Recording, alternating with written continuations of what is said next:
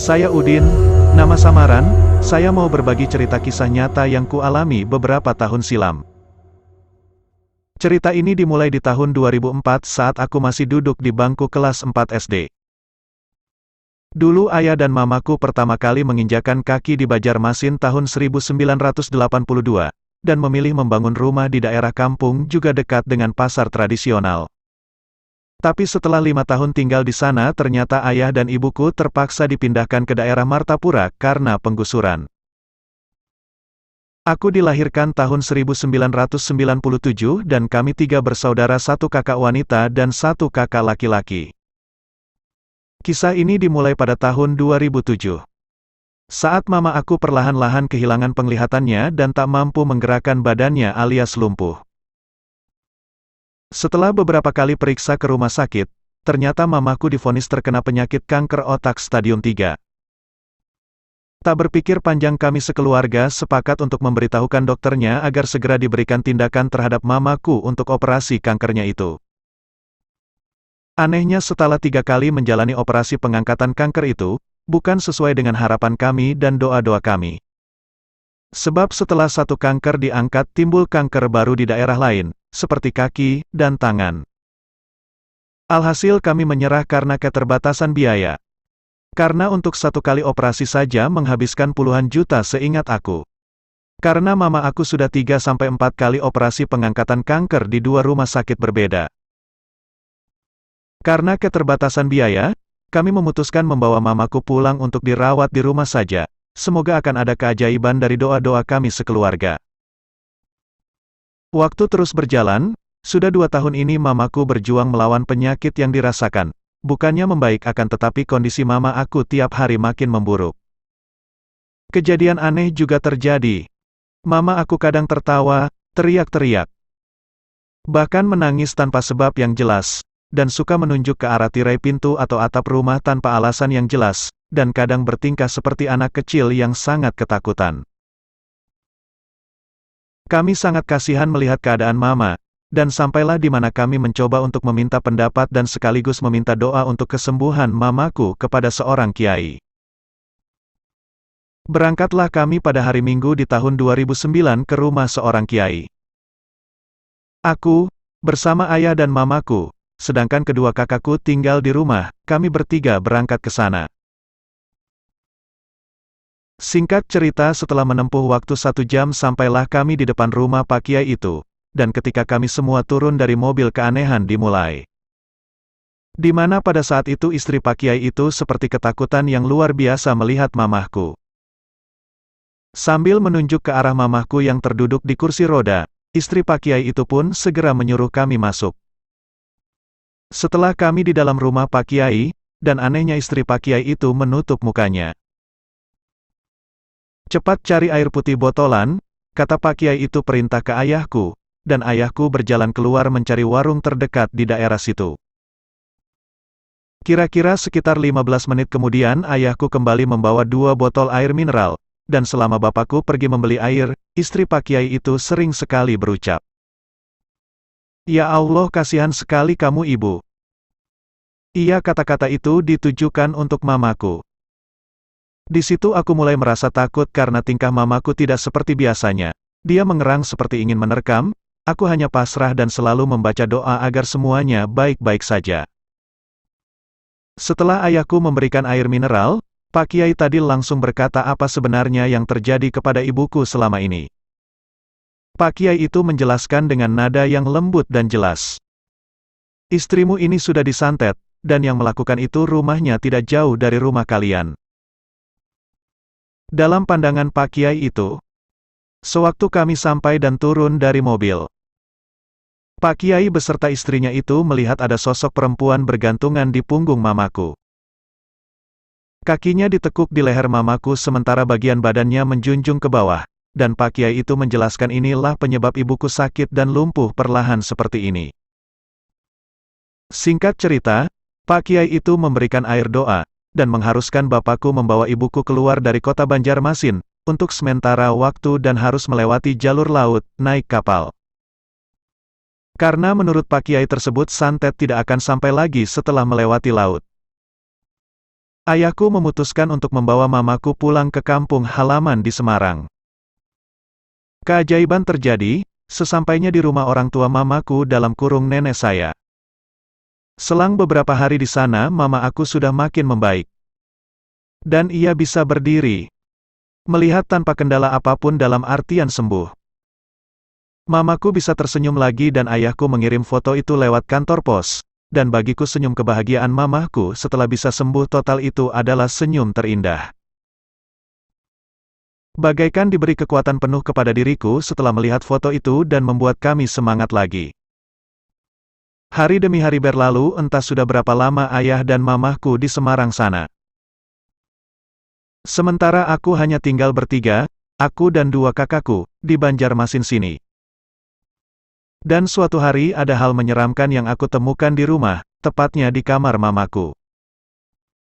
Waktu itu aku sedang menjalani ujian nasional di sekolahku, dan tepat pada hari Jumat sepulang aku sekolah, aku langsung menuju rumah. Waktu itu jam sudah menunjukkan pukul 4 sore. Sampailah aku di bawah pohon jambu besar tepat di depan rumahku. Baru saja aku ingin masuk ke rumah. Seorang bapak-bapak memanggilku. Dia ini tetanggaku, banyak yang bilang dia itu dukun. Tapi di waktu itu aku belum percaya. Tetanggaku ini memulai bicara denganku. "Dik Udin, Bapak minta jambunya 2 boleh?" "Silakan Pak," itu jawabku. Dan aku mohon izin mau masuk ke dalam rumahku. Tapi dengan tiba-tiba bapak itu dengan sigap menarik tanganku. "Dek tunggu." "Ada apa Pak?" "Jangan masuk, di dalam ada orang yang gak kamu kenal." Aku pun bingung dalam hati aku berkata ini kan rumahku. Tanpa basa-basi aku mengatakan ke bapak itu.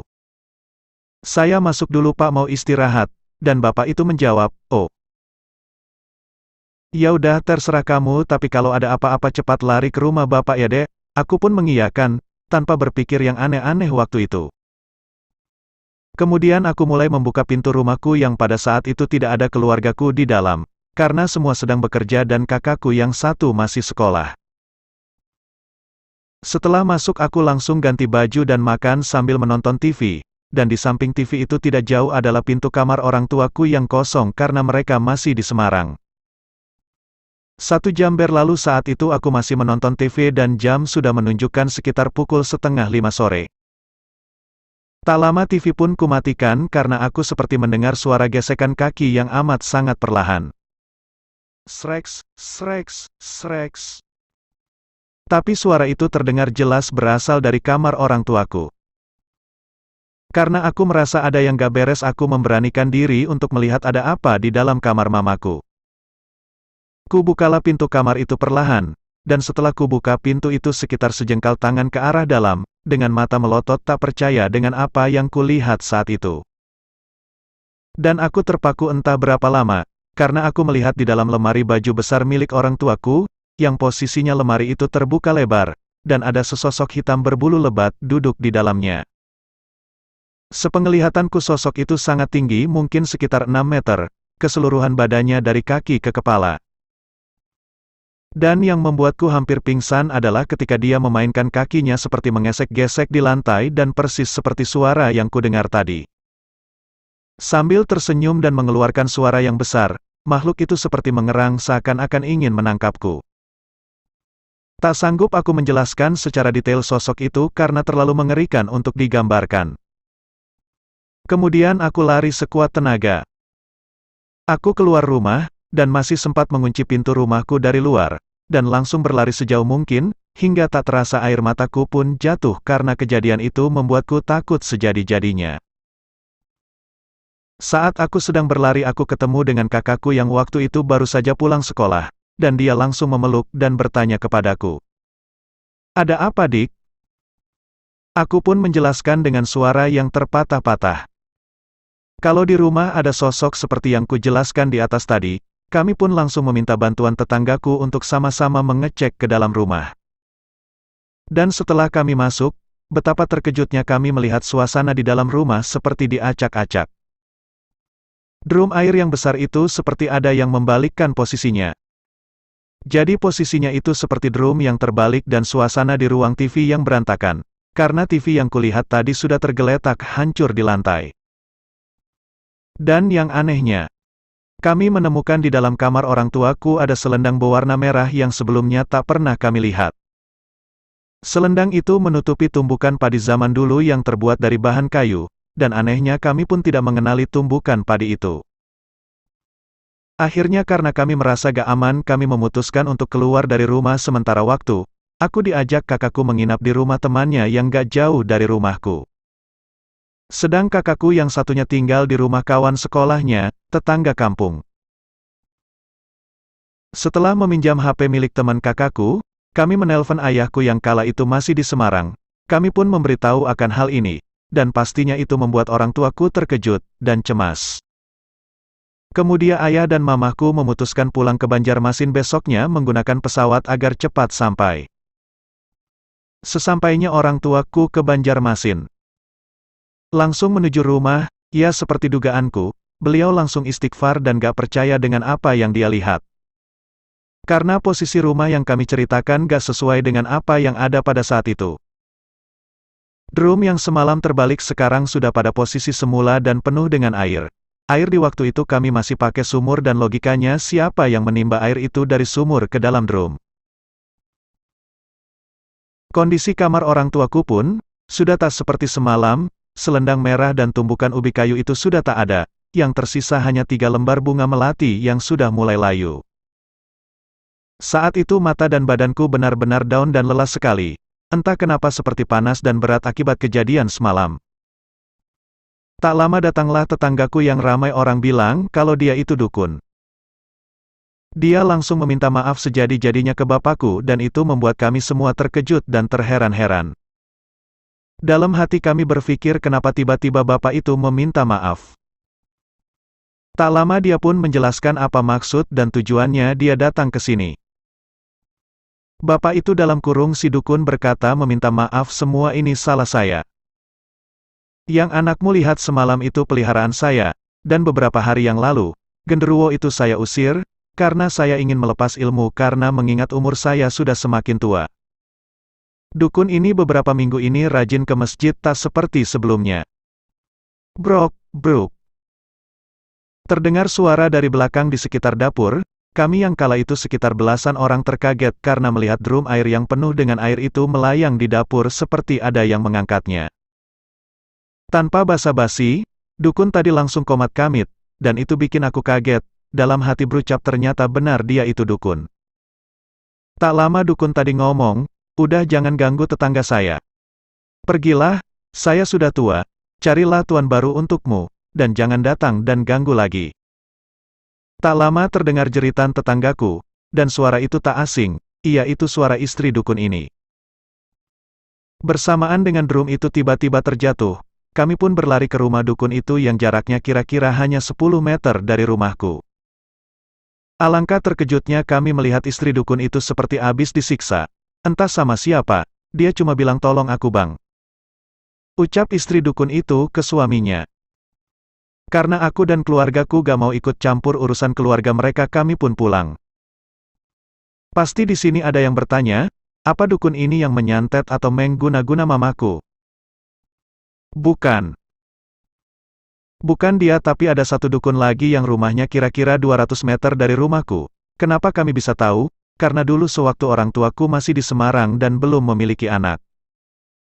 Orang tuaku satu kampung sama si dukun itu, dan tak lama setelah orang tuaku pindah ke Banjarmasin, dia juga ikut pindah ke Banjarmasin, dan menjadi tetanggaku waktu itu. Dukun itu dulu pernah melamar ibuku waktu di Semarang. Tapi karena orang tua ibuku taat akan Allah dia tak mau anaknya jatuh di tangan yang salah. Itu sebabnya kenapa orang tuaku harus ke Banjarmasin, karena untuk menghindari dukun itu, karena mereka tahu dukun itu gak suka dengan pernikahan orang tuaku. Dan iya, tak sesuai dugaan, ternyata dukun itu mengikuti ayah dan mamaku ke kota ini. Mungkin dia sakit hati karena cintanya ditolak. Dan setelah kami beres rumah, dan sampailah kami di waktu maghrib seperti biasa kami sholat berjamaah di ruang sholat. Sehabis sholat mamaku masuk ke kamarnya. Selang 30 menit dia memanggilku. Udin sini nak. Aku pun datang. Dia memberi isyarat ingin membisikkan sesuatu ke telingaku. Ambilkan mama kantong merah kecil yang diisi air penuh dengan air. Sama ambilkan garam 1 genggam ya Din. Entah kenapa aku merasa aneh dengan bisikan mamaku itu, dan itu membuat aku menangis. Tak lama ayahku datang, karena paham akan gerak-gerik ibuku yang ternyata sedang kerasukan. Ayahku langsung mengambil air wudhu dan langsung menjulurkan sejadah mengarah kiblat di dalam kamar mamaku. Ayahku pun sholat dan berdoa meminta pertolongan kepada Allah. Alhamdulillah beberapa jam kemudian ibuku langsung tersadar, tapi dengan kondisi yang lemah dan seperti tak berdaya. Kami dengan begitu besar harapan akan kesembuhannya langsung membawa ibuku ke rumah sakit, untuk memastikan kondisinya. Sesampainya di rumah sakit mamaku mulai membaik, tapi kami sadar itu hanya waktu yang tersisa untuk kami melihat senyumnya. Dikala itu aku berdoa kepada Allah di dalam hati. Tapi Allah itu tahu apa yang terbaik untuk mamaku. Tak lama mama memanggil aku dan juga kedua kakakku. Mamaku berpesan, "Tolong tetap jadi anak yang baik ya nak." Untuk kami semua anak-anaknya yang ada waktu itu. Tetap jadi anak mama yang gak mudah menyerah. Maafkan setiap orang yang jahat ke kita karena Allah tahu akan segala sesuatu dan Allah Maha Pemberi balasan akan segala sesuatu. Biarlah sakit ini jadi penghapus dosa mama. Gak usah takut mama akan baik-baik aja. Dan kalau nanti mama udah pulang ke Allah jangan tinggalkan sholat, doakan mama ya sayang. Mamaku sambil memeluk aku dan kakak yang membuat aku tak tahan lagi untuk menangis sekuat-kuatnya. Dan besok malamnya tepat jam 11 tahun 2009 mamaku meninggal dunia. Aku hanya bisa memeluk mamaku dan sambil menciumnya dan berterima kasih atas semua kasih sayangnya kepadaku. Jujur, waktu itu dunia sudah tak ada artinya.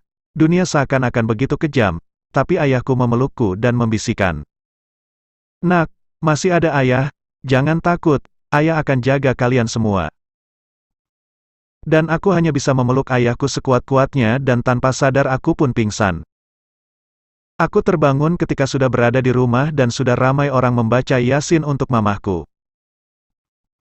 Dan besoknya setelah selesai pemakaman mamahku, kami hidup seperti biasanya, hanya saja hidup di waktu itu seakan-akan mimpi, karena aku masih sering mencarinya ke kamar lalu ingat kalau mamahku sudah gak ada.